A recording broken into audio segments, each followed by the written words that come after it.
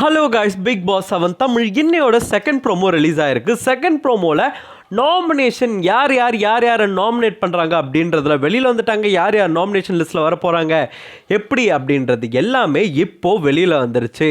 முக்கியமாக தினேஷ் விசித்ராவும் பயங்கரமான ஒரு செய்கை செஞ்சுருக்காங்க. என்ன அப்படின்றத இந்த வீடியோவில் நம்ம ஃபுல்லாக பார்க்கலாம். செகண்ட் ப்ரோமோ ஸ்டார்ட் பண்ணோன்னே பிக் பாஸ் என்ன சொல்கிறாருன்னா, சரியான காரணங்களோட 2 பேரை நீங்கள் நாமினேட் பண்ணலாம் அப்படின்னு சொல்லியிருக்காரு.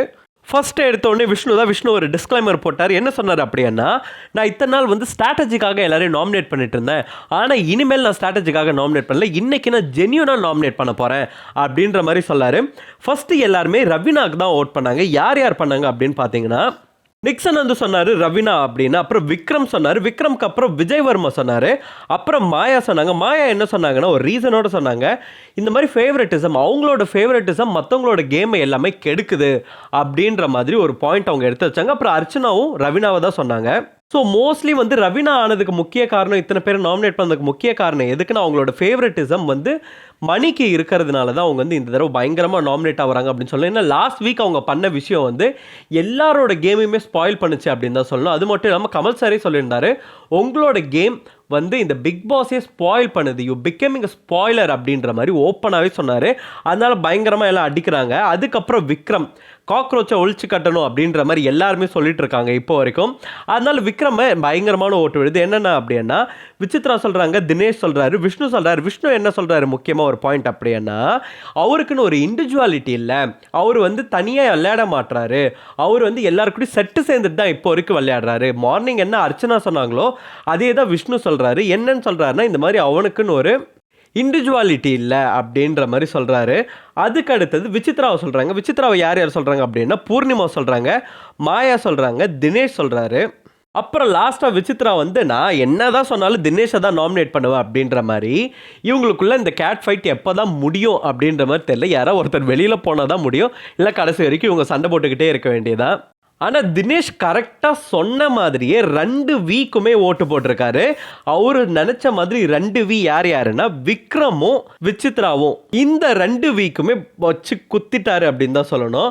விஷ்ணுவும் அவரை தான் ஃபாலோ பண்ணியிருக்காரு. ஃபாலோ பண்ணி விக்ரமுக்கு குத்திட்டாரு. ஆக மொத்தத்தில் விக்ரம் வெளியில் தூக்கணும் அப்படின்றதுல எல்லாருமே முனைப்பாக இருக்காங்க அப்படின்றதுல கிளியராக தெரியுது. அது போக ரவீனாக்கு இந்த ஃபேவரட்டிசம் பண்ணியே அவங்க இந்த தடவை வெளியில் போகிறதுக்கு முக்கியமான காரணம் அவங்களாவே இருந்துட்டாங்க. கன்ஃபார்ம் இந்த தடவை அவங்க வெளியில் போகிறதுக்கான வாய்ப்புகள் நிறையாவே இருக்குது.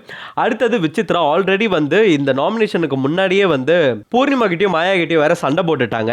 அது போக ஆயிரங்காலத்து பகையாக அவங்களுக்கு தினேஷ் கூட பகை இருந்துகிட்டே இருக்குது. ஸோ அதனால தினேஷ் ஓட் பண்ணியிருக்காரு. மாயா பூர்ணிமாலாம் அந்த சண்டைனால அவங்க ஓட் பண்ணியிருக்காங்க, லைக் அவங்கள பற்றி சொன்னாங்க அப்படின்றதுனால. ஸோ ஆல்மோஸ்ட் இவங்க எல்லாருமே ஒரு ரீசன் சொல்லி ஒரு நாமினேஷனை பண்ணிட்டாங்க. இந்த அளவுக்கு எந்த நாமினேஷன் போகுது, நாமினேஷன் முடிவுகள்லாம் என்ன அப்படின்றதுல நம்ம வெயிட் பண்ணி தான் பார்க்கணும். ஏன்னா இந்த தடவை ரொம்பவே டஃப்பாக இருக்கும், போக டஃப்பாக இருக்கும் அப்படின்றதுனால இதுக்கப்புறம் நம்ம யாரெல்லாம் மெயின் கண்டஸ்டன்ட் நம்ம நினச்சோமோ, யாரெல்லாம் வேற லெவலில் விளையாடுவா, யாரெல்லாம் வேற லெவல் கேமர் அப்படிலாம் நினச்சோமோ, அவங்கெல்லாம் இதுக்கப்புறம் நாமினேட் ஆகி எலிமினேட் ஆகி வெளியில் போயிட்டே இருப்பாங்க. ஸோ அதெல்லாம் தான் இப்போ இனிமேல் பார்க்க வேண்டியதாக இருக்குது. விசித்ரா ஒரு ஸ்ட்ராங்கான கண்டஸ்டண்ட்டாக இருக்காங்க. அவங்க ஏஜாக இருக்கட்டும் எதுவாக இருக்கட்டும் இந்த அளவுக்கு போய் பயங்கரமாக எல்லாரும் கூட விளையாடிட்டு இருக்காங்க. ரவீனா ரொம்ப கிரிஞ்சு பண்ணிட்டு மணிக்கு இதுவாக ஃபேவராக போயிட்டு இருக்காங்க.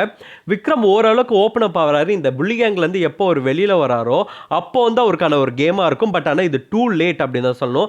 இதுக்கப்புறம் ஒரு வெளியில் கேமை விளையாடி இந்த ஒரு வாரம் கூட இருக்குது, அவர் விளையாடி அவர் யாருன்றதை ப்ரூவ் பண்ணாருன்னா அவருக்கான ஓட் கண்டிப்பாக வரும். ஆனால் ஒரு மாயா பூர்ணிமா விட்டு வெளியில் வர மாதிரி எந்த ஒரு சூழ்நிலையுமே தெரியல.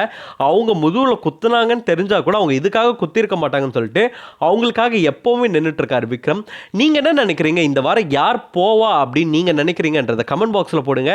இந்த மாதிரி பிக் பாஸ் அப்டேட்டை தெரிஞ்சுக்கணும்னா ஸ்கிரீன் டாக்கிஸ் சேனலுக்கு சப்ஸ்கிரைப் பண்ணுங்க.